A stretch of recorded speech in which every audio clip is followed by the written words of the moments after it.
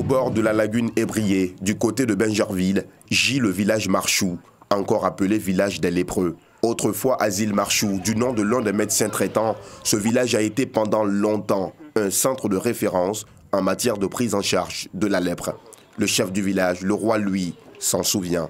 Ceux qui avaient la lèpre étaient dans l'île de l'autre côté et puis ils sont venus construire pour qu'on soit venu sur la terre ferme par le biais de M. Raoul Foloro, voilà, qui dit qu'il était venu là pour indiquer, pour dire bon, faites venir ces gens ici parce que vraiment là-bas, il est trop difficile d'accéder. Au village Marchou, la bactérie de la lèpre ne sévit plus depuis 1998. Les nombreux tests ont confirmé son éradication sur le site. Cependant, la majorité des malades y est restée, abandonnée par la famille. C'est le cas d'Amoin Elisabeth. La centenaire y est arrivée 12 jours avant la proclamation de l'indépendance de la Côte d'Ivoire. Mon pied, ça là, il paralysait encore. Et ça là où c'était coupé, un qui est massé là-dessus, là, c'est gâté. Il ne peut plus dégoût, il peut plus masser. Durant des années, la pêche a nourri le village, mais l'activité connaît un arrêt depuis plusieurs mois. Les poissons n'y viennent plus. Les embarcations et les filets servent d'ornement sur la berge. Une situation qui a rendu de plus en plus misérable les pensionnaires de Marchou, déjà fragilisés et affaiblis par la maladie. La lagune est devenue pauvre pour les pêcheurs parce que d'abord, au niveau de la lagune, il y a tous les sachets. Et puis, au niveau de la sortie des deux ponts, il y a des eaux usées qui se déversent un peu dans la lagune. Donc ce qui fait que quand le poisson vient vers là, avec les odeurs, le poisson se retourne vers Dabou. Donc ici, vraiment aujourd'hui, tous les pêcheurs sont devenus encore plus misérables. Désormais, les habitants de Marchou vivent de commerce. Certains d'entre les plus jeunes sortent travailler dans les usines. Dans le combat contre la lèpre en Côte d'Ivoire, le village Marchou a joué un rôle majeur, mais il n'y a pas que lui. À 102 km d'Abidjan, dans la ville d'Adzopé, est construit au bas de cette piste l'Institut Raoul Folero de Côte d'Ivoire. Mais avant d'y arriver, nous faisons une agréable découverte. Le village post-cure du Quesne-Crémone, fondé par le curé du Quesne et les amis des lépreux de Crémone en Italie. Il loge les patients guéris de la maladie, mais rejetés par leur famille.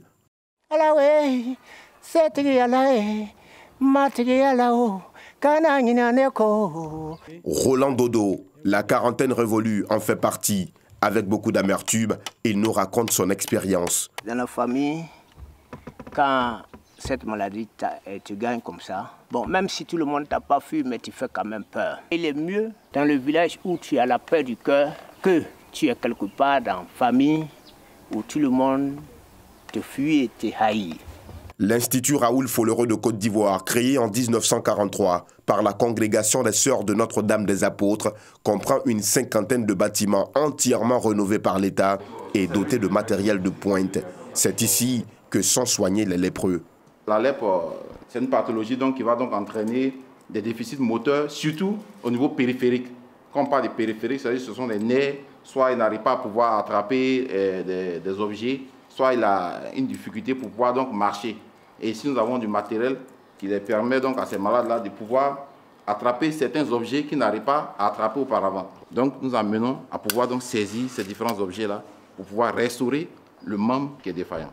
Grâce à la rééducation, les victimes de la lèpre peuvent encore user de leurs membres, ou du moins de ce qu'il en reste. C'est le cas de Karim Savadogo et Ciel Soro. Malgré leur handicap, ils fabriquent des tableaux et autres objets d'art. Moi, je crois qu'aujourd'hui, ce truc-là, ça doit être un vieux truc maintenant, puisqu'il y a d'autres maladies même qui sont plus graves que la lèpre. Donc, je crois que la lèpre, c'est une maladie comme toute autre.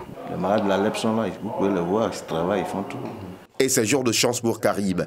Il sera récompensé pour son abnégation. C'est ce qu'on appelle la discrimination positive.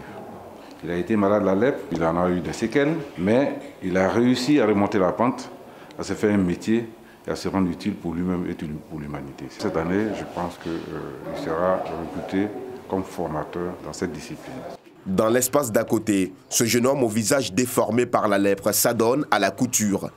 Plus loin, des vieillards, les doigts rongés par la lèpre, fabriquent des paniers faits à base de tiges de rotin. La lèpre n'est donc pas une fatalité, rassure le professeur Bamba.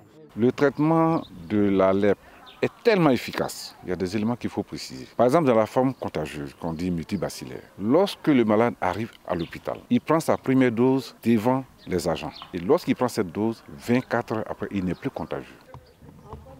Les bras grandement ouverts comme pour souhaiter la bienvenue aux nouveaux malades de la lèpre, mais pas que, car depuis quelques années et en conformité avec les nouvelles dispositions de l'Organisation mondiale de la santé, l'Institut Raoul Folero de Côte d'Ivoire ouvre ses portes aux personnes souffrant de diverses maladies. La cohabitation entre malades de la lèpre et personnes souffrant d'autres maladies semble, ici à Adzopé, avoir enterré définitivement la stigmatisation des personnes souffrant de la lèpre. Ce mercredi matin, le professeur Vagamon Bamba et ses collaborateurs du ministère de la Santé et de l'Hygiène publique, ainsi que leurs partenaires, sont réunis à la direction de coordination du programme national de lutte contre l'ulcère de Brûlis. Au menu de cette rencontre, le point de la lutte contre les maladies tropicales négligées, dont fait partie la lèpre. En 2020, nous avons eu 515 nouveaux cas de lèpre dépistés. Ces 5 dernières années, on a eu environ 3000 cas. Pour le commun des mortels, la lèpre est en train de finir. Il y a certains même qui pensent que la lèpre n'existait plus. Or, la lèpre est toujours présente de façon endémique dans notre milieu. Nous avons réussi à éliminer la lèpre en tant que problème de santé publique, mais la lèpre continue d'être dépistée. L'un des stades les plus redoutables de la maladie demeure l'infirmité de degré 2, constatée à 24% dans la population, dont 11% chez les enfants. Pour les préserver des dangers de la lèpre, Marcelin Nda Assier propose quelques solutions. La première action, c'est de sensibiliser, c'est d'en parler, c'est de communiquer sur la lèpre pour que tout le monde sache que la lèpre est une maladie comme toute autre. Ce n'est pas un sort, ce n'est pas de la sorcellerie, c'est une maladie qui se soigne à l'hôpital parce qu'on connaît l'agent responsable. Ça se soigne avec des antibiotiques et on en guérit sans cicatrice et sans infirmité si on est diagnostiqué tôt.